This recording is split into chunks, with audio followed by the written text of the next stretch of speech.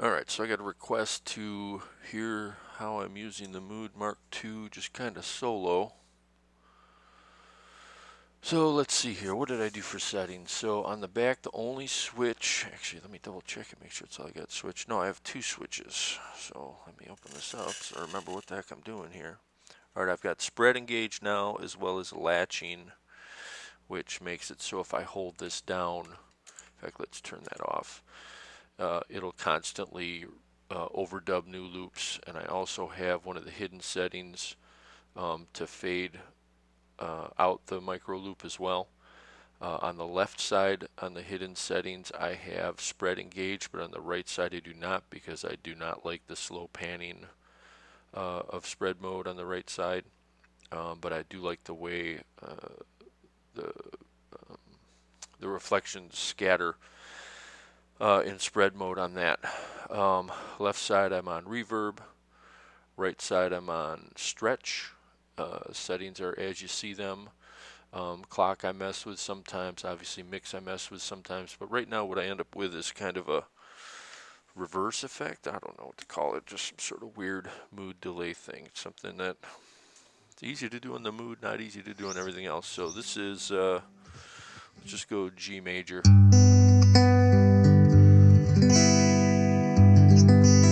So that's just compression, EQ, and the sonic maximizer. It's all you're hearing there. I am playing in my Eastwood CDR, which is the Warren Ellis CDR.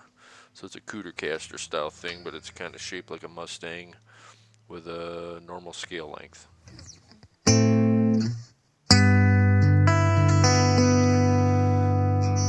So there's your dry tone. Okay, so we're going to add in the reverb.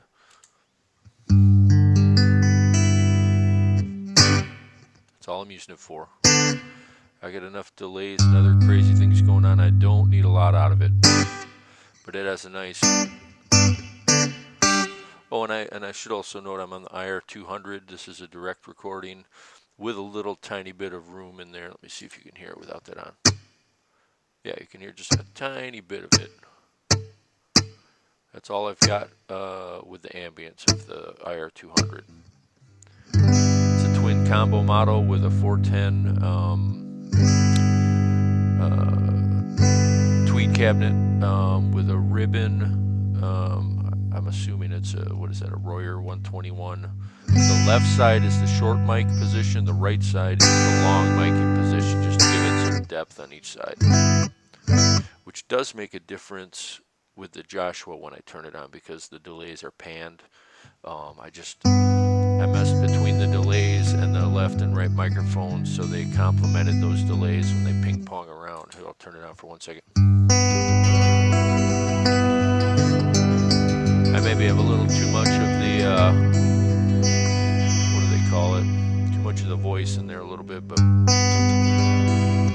anyways, back to the mood. Okay, so that's all I've got on from the IR200, and then you add the reverb channel in. As you can see, I have the modified turned down, so you hear a little more of the reflections than you do just a washed out reverb. Okay, and then let's turn that off on the right side. Again, like I said, I have the latching engaged. Remember with the mood, and we're going to find out right now, I'm pretty sure even if you have the left side off, if you have the switch set to process the micro looper, I think the effect on the wet side still processes it if this is off. But we're about to find out. Oops, sorry. Let's try it again. I didn't want to freeze it. There we go. Hold it down. It'll latch into, as you can see, the red recording mode.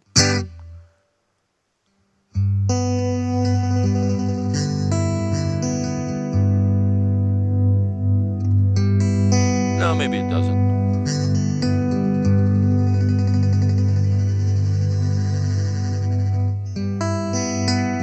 No, it sounds dry.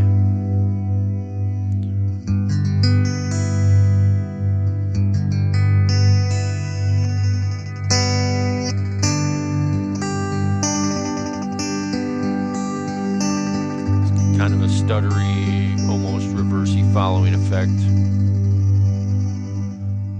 And I'll let it go so you can hear it fade out.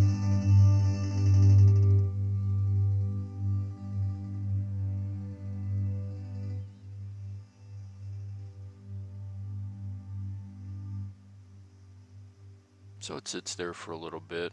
I don't know if I have it linked up with the cloudburst because I've been dialing this sound in, but that was my original goal, is to have it fade at the same rate as my reverb. But let's turn them both on, see what it sounds like.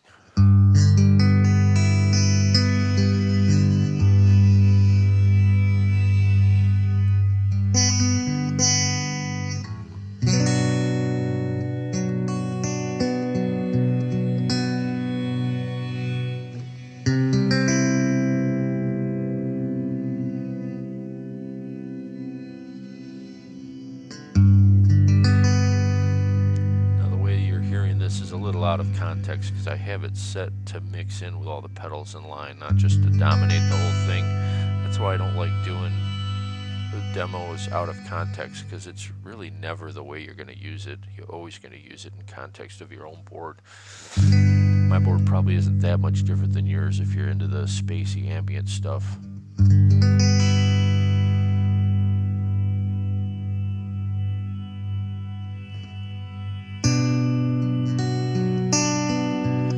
There you go. I don't know how long I went. 6 minutes too long is my opinion, but there you get to hear it a little bit. I'll play it just a little bit here with it on its own.